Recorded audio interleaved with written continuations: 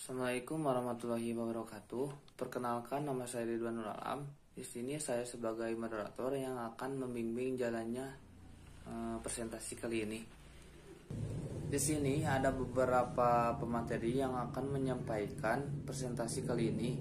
Yang pertama yaitu Fitri Yuliani, yang kedua Ridwan Nur Alam, yang ketiga Nurul Amalia, yang keempat Nur Yana, dan yang kelima Titis Praketisiwi. Sebelum ke pemaparan materi, alangkah baiknya kita membacakan basmalah bersama-sama. Bismillahirrahmanirrahim.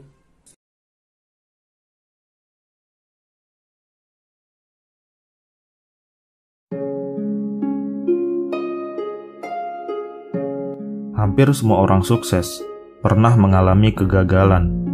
Mungkin bukan cuma pernah, melainkan sahabat dari kegagalan itu. Begitulah yang dirasakan oleh Jack Ma ketika mendirikan Alibaba.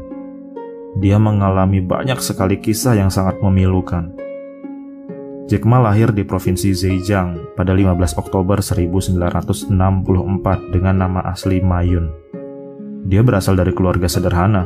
Orang tuanya adalah seorang pemusik tradisional yang mengandalkan uang pensiunan sebesar 500.000 untuk kebutuhan sehari-hari. Jack Ma bukanlah seseorang yang pintar matematika atau ilmu sains lainnya.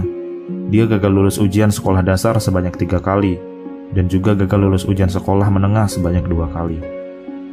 Untuk membantu orang tuanya dan juga kegemarannya berbahasa Inggris, pada usia 12 sampai dengan 20 tahun, dia rela mengayuh sepeda miliknya menempuh perjalanan selama 40 menit untuk bekerja sebagai tour guide bagi para turis asing yang mengunjungi kotanya. Dari pekerjaan ini, membuatnya berpikiran terbuka dengan dunia global. Dia mengaku apa yang didapatkannya jauh sekali berbeda dengan apa yang dipelajarinya di sekolah. Bahkan karena pekerjaannya ini, dia mendapatkan julukan Jack dari sahabat turis asingnya. Setelah beranjak dewasa, Jack Ma gagal dalam 3 kali kesempatan masuk perguruan tinggi, sebelum akhirnya dia berhasil diterima di Universitas Normal Hangzhou, kemudian lulus sarjana bidang bahasa Inggris. Setelah lulus, dia berusaha mendapatkan pekerjaan, tapi banyak perusahaan yang menolaknya karena dianggap tidak memiliki kemampuan yang mumpuni. Bahkan nih, dia pernah mendaftar ke perusahaan KFC yang kebetulan baru membuka cabang di kotanya. Dari total sebanyak 24 pelamar, terdapat 23 orang pelamar yang diterima, dan Jack Ma adalah satu-satunya orang yang gagal dalam rekrutmen tersebut. Kegagalan tidak kunjung pergi dari kehidupan Jack Ma. Dia tercatat mendaftar pada 30 lowongan pekerjaan dan seluruhnya menolak. Setelah berbagai penolakan tersebut, dia mulai menekuni profesi sebagai pengajar bahasa Inggris. Pada suatu hari di tahun 1995, Jack Ma berkesempatan berkunjung ke Amerika untuk sebuah perjalanan bisnis. Di sanalah dia berkenalan dengan komputer dan internet. Saat itu, Jack Ma mencoba menuliskan kata bir. Dia menemukan bir dari berbagai negara, tetapi tidak menemukan satu informasi apapun tentang bir dari negaranya sendiri, yaitu Cina. Kejadian itu sontak membuat Jack Ma termotivasi untuk mendirikan perusahaan komputer. Dia memberanikan diri meminjam uang sebesar $2.000 Amerika Serikat dari temannya. Padahal dia bukan ahli pemrograman, dia juga bukan lulusan IT, bahkan Jack Ma sangat awam tentang dunia komputer. Akhirnya, Jack Ma memulai usaha tersebut dengan membuat sebuah website berbahasa Cina. Website ini ternyata direspon baik oleh kalangan terdekatnya. Dia pun mendapatkan banyak email dari orang-orang yang tertarik mengembangkan ide tersebut. Laman inilah yang menjadi cikal bakal berdirinya Alibaba. Tetapi, pendirian Alibaba juga tidak berjalan mulus. Dia banyak ditolak ketika menawarkan perusahaan tersebut ke para investor. Dia sibuk sana kemari mencari para investor yang mau mendanai idenya itu. Tetapi tidak berhasil, tidak ada yang tertarik dengan tawarannya. Kisahnya bahkan semakin memilukan. Bukan malah mendapatkan investasi, dia sempat mengalami momen di mana dia ditipu oleh 4 buah perusahaan. Sampai pada suatu hari, dia mendapatkan kepercayaan dari Goldman Sachs, salah satu pendiri Yahoo, dan juga SoftBank dari Jepang yang mau berinvestasi di Alibaba. Pamor Alibaba melejit dengan moto utama melayani konsumen. Banyak para pelapak yang sangat bersyukur dengan kehadiran Alibaba, pun masyarakat calon pembeli juga sangat terbantu. Mereka bisa berbelanja dengan nyaman dan aman di situs tersebut. Hari ini, Alibaba menjadi salah satu perusahaan yang mendunia. Beragam kegagalan yang dialami oleh Jack Ma di masa lalu, kini terbayar lunas. Dia sukses menjadi salah satu orang terkaya di dunia. Padahal Jack Ma bukanlah orang yang pintar, tetapi dia adalah seorang pekerja keras. Dia juga ramah, suka hal baru, dan yang paling penting, dia selalu optimis dalam menjalani hidupnya. Saat ini, Jack Ma sibuk menghadiri berbagai macam undangan sebagai pembicara. Dia menebarkan kebaikan dan memberikan inspirasi kehidupan bagi kita semua. Pada akhir tahun 2019, dia membuat keputusan besar untuk keluar dari Alibaba Group dan fokus pada bidang pendidikan yang dia sukai. Demikianlah kisah dari Jack Ma, sang pendiri Alibaba. Terima kasih sudah menonton video ini. Sampai jumpa di video selanjutnya.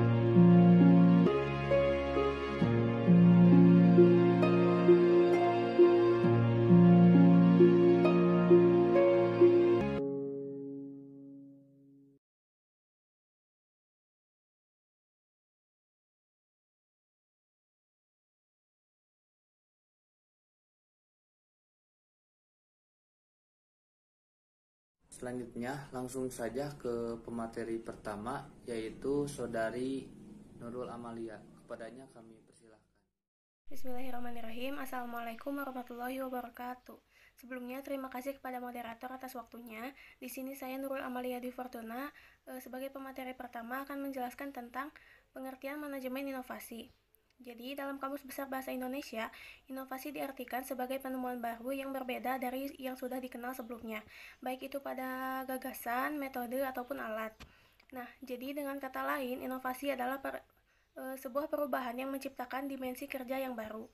Nah, di sini seorang wirausaha memerlukan manajemen inovasi untuk mengatur ide-ide hasil kreativitas dan juga inovasi yang mungkin dapat menjadi sangat banyak.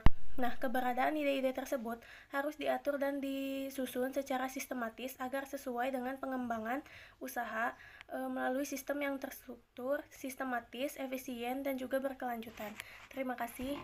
Sekian presentasi dari saya. Saya kembalikan lagi kepada moderator. Terima kasih kepada Saudari Nurul Amalia yang telah menyampaikan pemaparan materinya. Selanjutnya akan disampaikan oleh Saudari Titis. Kepadanya kami persilahkan. Terima kasih kepada moderator. Selanjutnya saya akan menjelaskan tentang berbagai contoh penemuan yang mendunia. Yang pertama ada ballpoint pen. Saudara Ladislau dan Greg Biro atau Ladislau adalah seorang jurnalis muak dengan mengisi pena dan mengoreksi bercak-bercak, mengembangkan ballpoint pen pada tahun 1938. Selanjutnya ada plester. Early Discount, seorang karyawan Johnson, yaitu dia sering menderita luka dan luka bakar di dapur, dan ia membuatnya pasokan kotak kasa menempel ke tip. Selanjutnya yang ketiga ada Coca-Cola. Pada tahun 1886, Coca-Cola ditemukan oleh Dr. John Pemberton, seorang apoteker dari Atlanta, Georgia. Coca-Cola dijual perdana pada akhir tahun sebagai tonik berharga dan sifat stimulasi syaraf dari tanaman koka dan kacang kola. Selanjutnya ada biskuit anjing. Pada mulanya pada tahun 1908, sebuah bakery pemilik F.H. Bennett membuat item baru dari produk daging, susu, dan mineral. Ketika National Biscuit perusahaan membeli toko Bennett, maka produk tersebut keluar dengan nama susu tulang yang sebenarnya adalah ciptaan roti. Keempat ada gitar listrik. Leo Fender mendapatkan kredit untuk mengembangkan gitar solid body listrik yang pertama diproduksi secara massal. Fender bereksperimen dengan cara-cara untuk membuat gitar lebih keras dan tertarik dalam gitar. Yang terakhir ada jantung bedah atau bypass dan transplantasi. Pada awal tahun 1893, Daniel Hales Williams menjahit sebuah perikardium korban penusukan. Michael DeBakey melakukan operasi bypass koroner pertama pada tahun 1964 dengan menggunakan pembuluh darah di kaki transplantasi untuk memotong penyumbatan arteri ke jantung. Terima kasih kepada Saudari Titis yang telah menyampaikan materinya. Selanjutnya akan disampaikan oleh Saudari Fitri Yuliani. Kepadanya kami persilahkan. Terima kasih kepada moderator. Selanjutnya di sini saya akan menyampaikan penemuan-penemuan mendunia yang lainnya. Penemuan selanjutnya yaitu insulin. Selama beberapa dekade, ilmu kedokteran telah mencari pengobatan untuk diabetes pada saat hukuman mati dalam banyak kasus.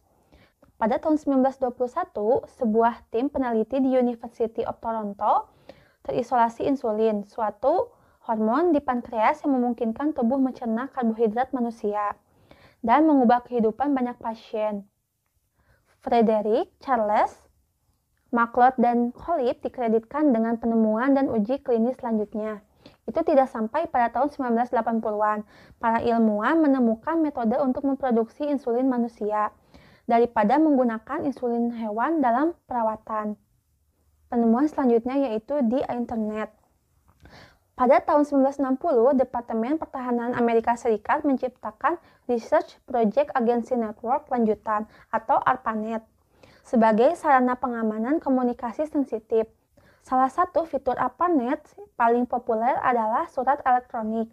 Sebagai pengguna ARPANET diperluas, militer membentuk jaringan sendiri seperti yang dilakukan lembaga federal lainnya. Ini merupakan jaringan atau internet network yang datang bersama-sama pada tahun 1980 ketika sebuah bahasa umum diciptakan untuk semua komputer. Pada tahun 1991, Swissbase atau CERN mengembangkan World Wide Web. Penemuan selanjutnya yaitu liquid paper. Pada awal 1950-an, Beth Nesmith, seorang ibu tunggal yang merupakan seorang sekretaris juga, ia tanpa sengaja mencampur botol kosong kuku dengan cat berbasis air putih. Nah, temannya yang melihatnya menyarankan dia untuk menjual produk lokal. Berbekal dapur dan garasi sebagai laboratorium dan gudang, ia mulai membuat dan mengisi ratusan pesanan di dalamnya. Ia pertama kali disebut mistake out dan kemudian berubah menjadi liquid paper yang diterima menyebutkan dalam majalah perdagangan. Dia akhirnya berhenti dari pekerjaan dan membangun industri cottage. Gillette membayar 48 juta US dollar untuk perusahaannya pada tahun 1979. Penemuan selanjutnya yaitu trampolin. Sebagai seorang pemuda, George Nissen menjadi terpesona dengan tinggi kawat bertindak di sirkus. Sebagai seorang siswa SMA pada tahun 1926, Nissen menjelajahi dam kota untuk mata, tabung karet, batin, dan potongan-potongan besi. Dia mulai melatih tangannya untuk membuat trampolin. Lebih dari beberapa tahun kemudian, ia mulai berkeliling negeri mempromosikan trampolin untuk menyempurnakan juga. Penemuan selanjutnya yaitu Vaseline.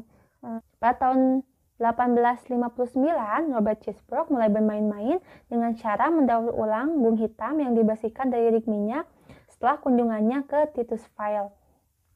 Dia berhasil menguranginya ke jeli putih yang diberi nama Vaseline. Dalam bahasa Jerman, untuk air, Wasser, dan kata Yunani untuk minyak zaitun atau ileon. Dengan pemasaran yang gigih, dia bisa menjualkan salep tersebut di hampir setiap rumah. Nah, dan sampai saat ini. Penemuan yang terakhir yaitu virtual reality. Pada tahun 1950, para ilmuwan pertama kali bermain-main dengan konsep menampilkan gambar digital pada komputer. Pilot mulai pelatihan pada simulator penerbangan komputerisasi pada tahun 1960. Ivan Sutherland dikreditkan dengan membangun berfungsi pada penuh pertama. Kepala dipasang 3D tampilan pada tahun 1970. Pada tahun 1980-an, NASA dan Pentagon mengembangkan hasil komputer sistem pelatihan. SIMNet seperti yang disebut memungkinkan personil militer berlatih untuk memerangi secara real time. Sekian yang dapat saya sampaikan. Selanjutnya saya kembalikan lagi kepada moderator. Terima kasih. Terima kasih kepada Saudari Fitri Yuliani yang telah menyampaikan materinya. Selanjutnya akan disampaikan oleh Saudari Nuriana. Kepadanya kami persilahkan. Barang dan jasa. Memilih produk memanglah cukup rumit.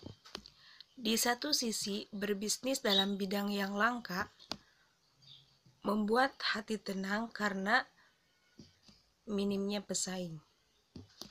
Namun di sisi lain, pembisnis membutuhkan kesabaran karena produk yang dijual bukanlah produk primer masyarakat. Sementara dalam memilih produk yang dibutuhkan pasar dalam jumlah yang banyak, pasti banyak pesaing. Oleh karena itu diperlukan pemahaman untuk merasakan bagaimana dan pada saat yang sama perlu memperhatikan konsumen atau pelanggan. Salah satu cara utama untuk menyeleksi produk dan jasa yang akan dihasilkan adalah dengan memperhatikan kualitas yang dihasilkan oleh produk itu sendiri. Pengertian QFD. QFD adalah suatu proses menetapkan keinginan pelanggan tentang hal-hal yang diinginkan konsumen dan menerjemahkannya menjadi atribut pada produk dan jasa agar setiap area fungsional usaha dapat memahami dan melaksanakannya. Alat yang digunakan dalam QFD adalah rumah kualitas atau House of Quality, yaitu merupakan teknik grafis untuk menjelaskan hubungan antara keinginan konsumen dan produk barang dan jasa. Terima kasih kepada saudari Nuriana yang telah menyampaikan materinya. Selanjutnya akan disampaikan oleh saya sendiri. Menurut Cohen 1992 dalam Kemendikbud 2017 halaman 190, tahap-tahap dalam menyusun Home of Quality adalah sebagai berikut. Tahap pertama, matrik kebutuhan pelanggan. Tahap ini meliputi memutuskan siapa pelanggan, mengumpulkan data kualitatif berupa keinginan dan kebutuhan konsumen, menyusun keinginan dan kebutuhan tersebut. Tahap yang kedua yaitu matrik perencanaan. Tahap ini bertujuan untuk mengukur kebutuhan-kebutuhan dan menetapkan tujuan-tujuan performansi kepuasan. Tahap yang ketiga yaitu respon teknis. Pada tahap ini dilakukan transformasi dari kebutuhan-kebutuhan konsumen yang bersifat non-teknis menjadi data yang bersifat teknis guna memenuhi kebutuhan-kebutuhan tersebut. Tahap yang keempat yaitu menentukan hubungan respon teknis dengan kebutuhan konsumen. Tahap ini menentukan seberapa kuat hubungan antara respon teknis. Tahap ketiga dengan kebutuhan pelanggan. Tahap 1. Tahap kelima yaitu korelasi teknis. Tahap ini memetakan hubungan dan kepentingan antara karakteristik, kualitas pengganti atau respon teknis, sehingga dapat dilihat apabila suatu respon teknis yang satu dipengaruhi atau mempengaruhi respon teknis lainnya. Selanjutnya, tahap yang keenam yaitu benchmarking dan penetapan target. Pada tahap ini, perusahaan perlu menentukan proses teknis mana yang ingin dikonsentrasikan dan bagaimana jika dibandingkan oleh produk sejenisnya. Alhamdulillah, pemaparan materi sudah selesai. Mari kita membacakan hamdalah bersama-sama. Alhamdulillahirabbil alamin. Mohon maaf jika ada kesalahan dalam penyampaian. Assalamualaikum warahmatullahi wabarakatuh.